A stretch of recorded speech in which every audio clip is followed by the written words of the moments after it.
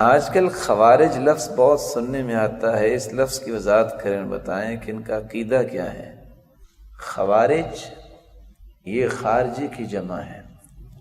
سیدنا انس رضی اللہ تعالی عنہ روایت کرتے ہیں، اللہ کے رسول صلی اللہ علیہ وسلم کے سامنے ایک ایسے شخص کا تذکرہ کیا گیا، ان لہ نکایۃ لعدو واجتہاد، ایک ایسے شخص کا تذکرہ کیا گیا جو دشمن کے خلاف بڑی قوت رکھتا ہے اور اس کی اجتہادی صلاحیت بڑی ہے۔ آپ صلی اللہ علیہ وسلم نے فرمایا مجھے نہیں پتا کون ہے وہ، اتفاق سے وہ آ گیا۔ کون شخص آ گیا؟ وہی شخص آ گیا، اس نے آ کے سلام کہا۔ سب صحابہ نے جو پاس تھے جواب دیا۔ اللہ کے رسول صلی اللہ علیہ وسلم نے فرمایا یہ پہلا قرن ہے، سینگ ہے جس کو میں دیکھ رہا ہوں، اس کی اولاد سے ایسے لوگ پیدا ہوں گے جو دین سے اس طرح نکل جائیں گے جس طرح جانور سے تیر نکل جاتا اور پتہ ہی نہیں چلتا کہ تیر لگا تھا کہ نہ لگا تھا۔ یمرقون من الدین کما یمرق السهم من الرمیہ۔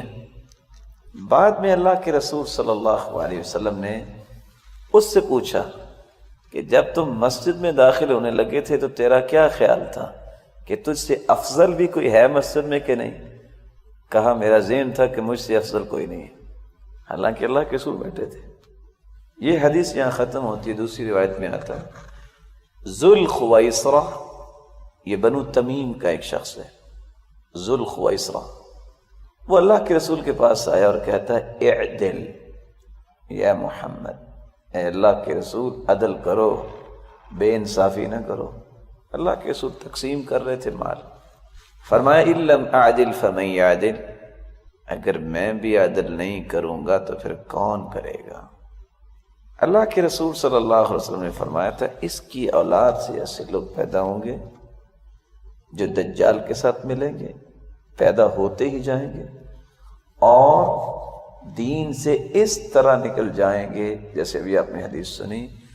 اور بعض روایت یہ بتاتی ہیں کہ تم اپنی نمازوں کو ان کی نمازوں کے ساتھ حقیر جانو گے، اپنی عبادتوں کو ان کی عبادتوں کے سامنے حقیر جانو گے۔ ان خارجیوں کا ظہور سب سے پہلے عثمان رضی اللہ تعالیٰ عنہ کے زمانے میں ہوا۔ یہ خارجی لوگ جن کی نشانیوں کو بھی سمجھنا ضروری ہے اور ان سے بچنے کے طریقے بھی سمجھنا ضروری ہے۔ سب سے پہلی نشانی خارجیوں کی یہ ہے وہ اپنے سے نیک کسی کو سمجھتے نہیں، غرر اور غرور ان میں ہوتا ہے۔ روایت آپ نے سنی ہے، اللہ کے رسول صلی اللہ علیہ وسلم نے فرمایا کہ جب تم مسجد میں داخل ہونے لگے تھے تو تیرا کیا خیال تھا کہ تجھ سے کوئی نیک بھی اس میں ہے؟ کہا نہیں، مجھ سے کوئی نیک نہیں ہے۔ خارجی جو ہوگا وہ ہر شخص کو اپنے سے نیکی میں حقیر سمجھے گا۔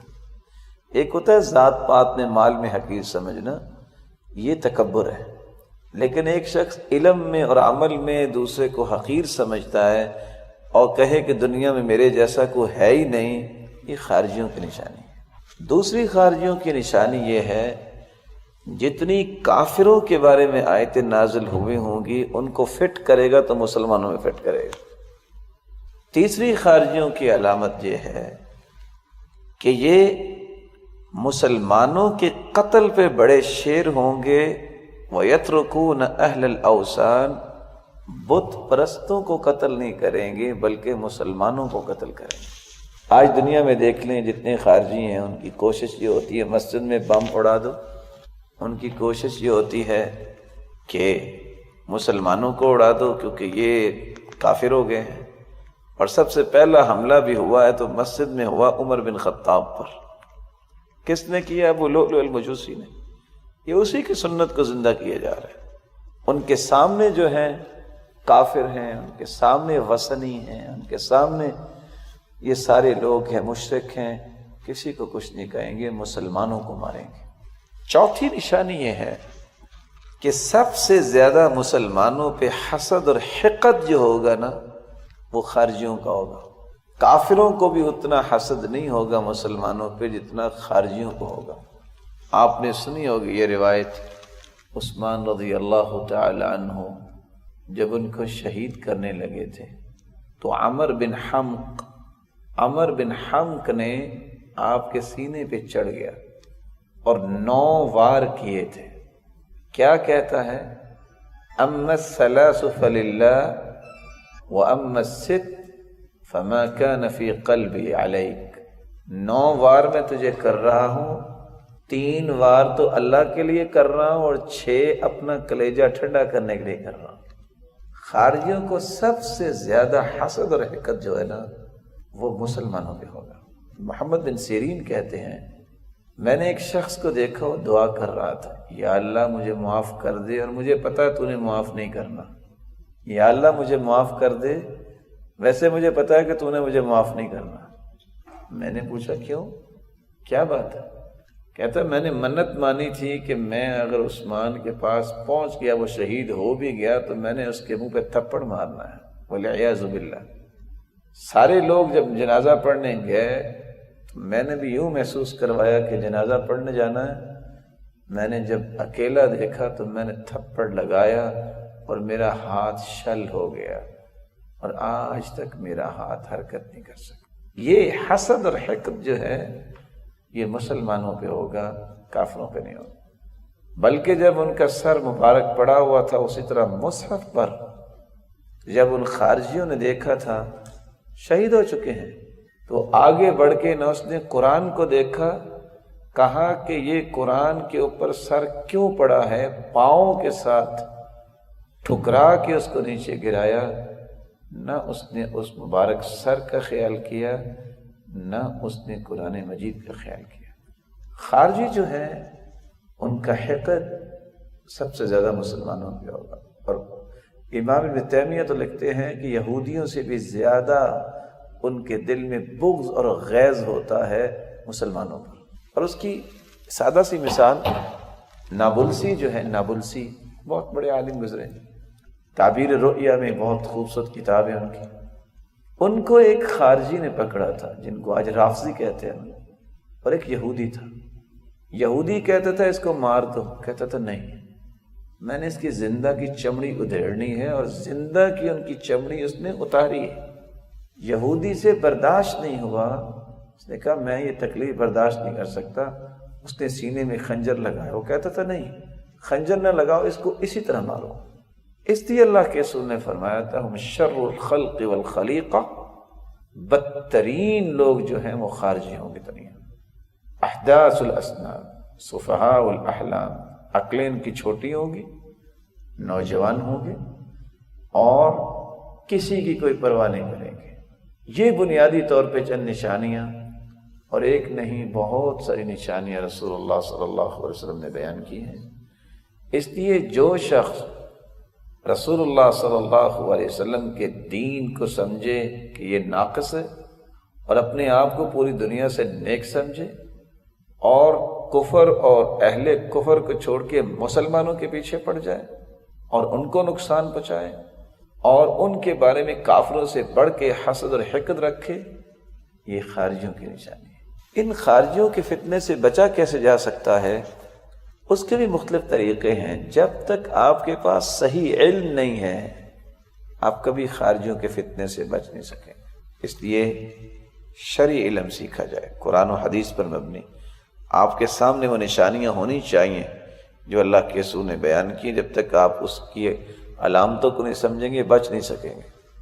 دوسری بات، زندگی میں کبھی کوئی مسئلہ آئے اپنے آپ کو علماء سے بڑا سمجھ کے خود فتویٰ نہ دے۔ حدیث کے الفاظ ہیں ان القرآن لم ينزل يكذب بعضه بعضا ولكن يصدق بعضه بعضا، قرآن اس لیے نازل نہیں ہوا کہ ایک دوسرے کے ساتھ ٹکرایا جائے، قرآن تو ایک دوسرے کی تصدیق کرنے کے لیے آیا۔ فما عرفتم منه فاعملوا به، جس چیز کا حکم تمہیں پتہ چل جائے اس پہ عمل کر لو۔ وما جہلتم منه فردوه الى عالمی، تمہیں اگر پتہ نہیں ہے تو خود سے فتویٰ نہ دیو، عالم کی طرف لوٹو، علماء سے پوچھو۔ تو خارجوں کے فتنے سے بچنا جب تک علم نہیں ہوگا ممکن نہیں، اور جب تک علماء کی سرپرستی کو قبول نہیں کرتا انسان، ان سے رہنمائی نہیں لیتا، انسان کبھی اس فتنے سے بچ نہیں سکتا۔ اور تیسرا طریقہ یہ ہے فَالْزَمْ جَمَاعَةَ الْمُسْلِمِينَ، تم مسلمانوں کی جماعت کے ساتھ لگے رہو، تم اختلافات اور فتنوں سے دور ہو جاؤ۔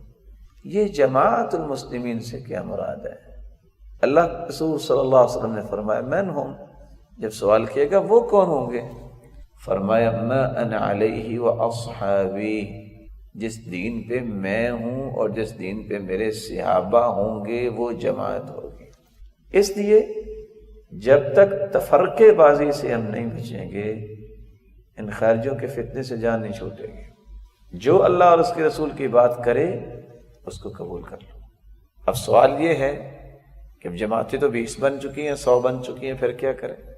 رسول اللہ صلی اللہ علیہ وسلم نے اس کا حل بتایا ہے، جب تم دیکھو کہ یہ مسئلہ بھی حل نہیں ہو رہا، فاعتزل الفرق کلھا، پھر سب کو چھوڑ دو اور ایک درخت کے ساتھ بیٹھ جاؤ، حتی یدرکک الموت، سب سے جدا ہو جاؤ، کتاب و سنت کے مطابق عمل کرو یہاں تک کہ تمہیں موت آ جائے۔ یعنی اختلافات سے بچ جاؤ، لڑائیوں میں نہ آؤ۔ یہ میری تنظیم ہے، یہ میری تحریک ہے، یہ میری جماعت ہے۔ جب اس طرح کا تشدد اور غلوب آ جائے تو پھر سب کو چھوڑ دو اور اپنی زندگی کو کتاب و سنت کی روشنی میں گزارو یہاں تک کہ تمہیں موت آ جائے۔ اور 5واں طریقہ دعا کی جائے، اللہم انا نعوذ بک من سوء الفتن ما ظہر منها ما بطن۔ یہ دعا کی عمر رضی اللہ تعالیٰ عنہ نے، یا اللہ ہمیں فتنوں سے بچا، ظاہری ہے یا باطنی ہے۔ فتنے اتنے آئیں گے، اللہ کے رسول نے فرمایا کہ قطع اللیل المظلم، جس طرح رات کی تاریکی بڑھتی اور بڑھتی چلی جاتی ہے، اس طرح اندھیروں پہ اندھیرے آئیں گے، حتیٰ کہ اتنے فتنے کہ مواقع القطر، جتنا بارش کے قطرے اتنے زیادہ ہوتے ہیں کہ ان کو گنا نہیں جا سکتا، فتنے بھی اتنے زیادہ ہوں گے۔ اور تیسری روایت میں آتا ہے ینسی تالیہ ماضیہ، اتنے فتنے کہ ایک فتنہ آئے گا، بندہ کہے گا ہادی مہلکتی، اب میں مارا گیا، دوسرے دن نیا فتنہ آ جائے گا، پہلے کو ویسے ہی بھول جائے گا۔ دعا کرنی چاہیے، اللہم انا نعوذ بک من سوء الفتن ما ظہر منها ما بطن۔